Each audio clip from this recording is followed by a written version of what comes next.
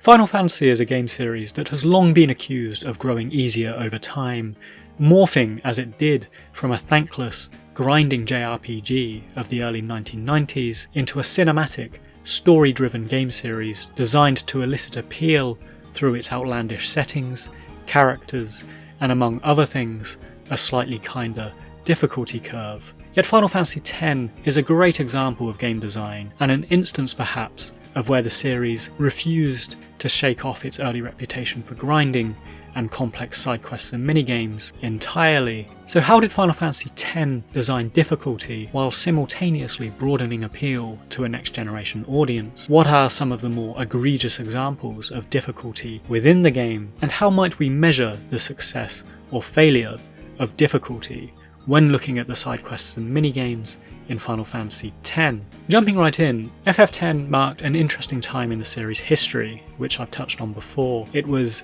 the debut of the games on the immensely popular PlayStation 2. It introduced appealing new elements like voice acting and fully rendered 3D, and there was a clear line in the sand being drawn between what came before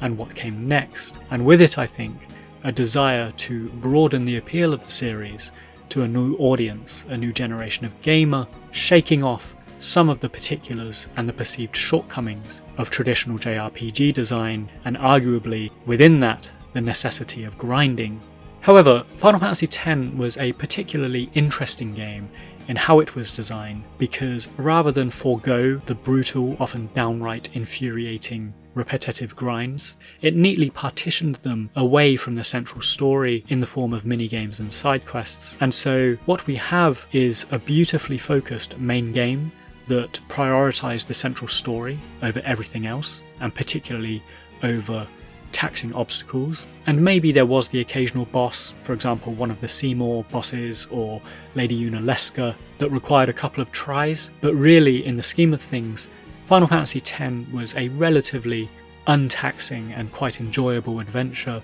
that focused on telling its story above all else. Beyond this, for those that wanted more from the adventure in terms of challenge and reward, and perhaps a bit of a throwback to the challenge of early JRPGs, Final Fantasy X offered a range of optional quests outside of this central story, offering the chance to unlock ultimate weapons, rare items, and things like that. And this is where we have instances such as the Monster Arena, the Dark Aeons, and the side quest challenges like Chocobo Racing, Lightning Dodging, and Blitzball. So what this structure does is offer a very clear completion path for those who want to focus on story or finishing the game, while offering increasingly complex side quests and additions for those who enjoy this type of grind. And importantly, they did this without including things like game difficulty modes, which aren't really a traditional aspect of JRPG games and are something of a comparatively later addition that Square opted to introduce.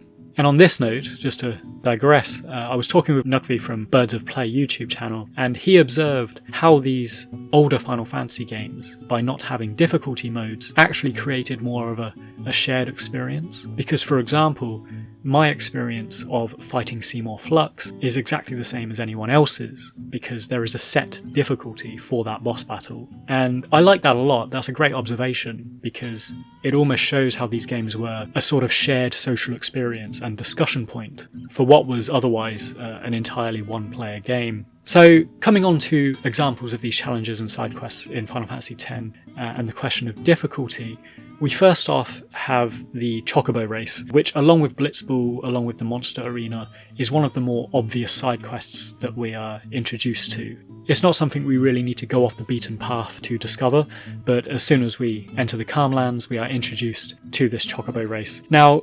in the case of Chocobo Racing in FF10, unlike other instances like 15 or Final Fantasy 7, rather than simply winning the race and beating our opponent, to unlock the rare item here, we have to win the race with a 0-time score. And to achieve that, we have to hit enough bonus balloons to reduce our race time, all while avoiding belligerent seagulls who increase our race time. And between the particularly heinous camera angles and the relationship between the controller and the camera changes, let alone the obstacles themselves that appear in this minigame. It is one of the minigames that personally I hate most in Final Fantasy, and even on a recent playthrough, it took me about an hour to finally beat this game with 0 time. Likewise, we had the lightning dodging side quest in Final Fantasy X, which has by now become quite infamous. And admittedly, today there are a few online guides about how to not necessarily make this easier, because it can't be made easier per se, but at least controlling a little bit more the conditions about when and where the lightning tends to strike. But nonetheless, this quest, which requires you to dodge lightning 200 times in a row without getting hit, it is reputationally one of the most thankless Final Fantasy optional quests in the series' history. And I think this is where the question really comes about the intersection of challenge and reward, the balance of enjoyment and frustration, and a key component of game design and UX design is seeking to strike that balance. Now, game design is a curious thing, because in most arenas of product design or digital design disciplines, you are working to reduce friction, to reduce obstacles and complexity for a user or an audience. But in games, it's sort of the other way around, because you are purposefully creating obstacles for a user, but obstacles that you want them to eventually figure out and to be able to overcome. So everything from the strength and volume of enemies you encounter, the amount of item drops or item scarcity there is, the amount you can level, so on and so forth, as you venture through any given game, is all weighted and balanced against the desired difficulty parameters that the designers want. With this in mind, and looking to the minigames in Final Fantasy X, they really do, for a few reasons, strain this balance between enjoyability and frustration, in part because of their complexity, but more so, I think, because they are immensely repetitive, and repetition, particularly for tense, fast twitch repetition like dodging lightning 200 times, it's immensely draining mentally. It does not make the player feel good, and even upon completion, the sense of reward is diminished by the frustration and time it took to get there. So both objectively and subjectively, I think, these two quests in particular, the lightning dodging and the chocobo racing, are particularly bad examples of challenges in a Final Fantasy X, and I think we could reasonably argue that they constitute bad game design. Turning to the more battle-centric side quests, we have here the Dark Aeons and the Monster Arena, and these are what I'd call more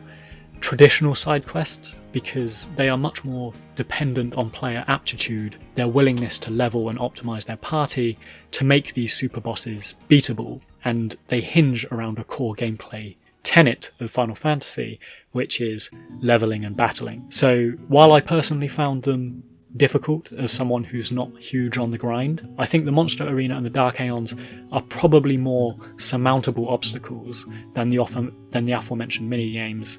and even ones like catching the butterflies in Macalania Woods. Much like the others I've mentioned, these are repetitive tasks. You know, Final Fantasy X had a lot of repetitive, time-consuming, time-specific tasks that are really difficult to make enjoyable if that balance is not kind of maintained. So a really interesting case study here of how game design in Final Fantasy X was equal parts excellent and equal parts poor. As stated, the partitioning of the game into the story-focused main quest and the more complex side quests was excellent at introducing and guiding new players or story-centric players through the story and introducing them to this series, while at the same time retaining difficulty with the Monster Arena and the additions outside of that. Not dissimilar, I think, to the optional weapon bosses that we saw in Final Fantasy VII or things we saw in Final Fantasy VIII, but where these former games had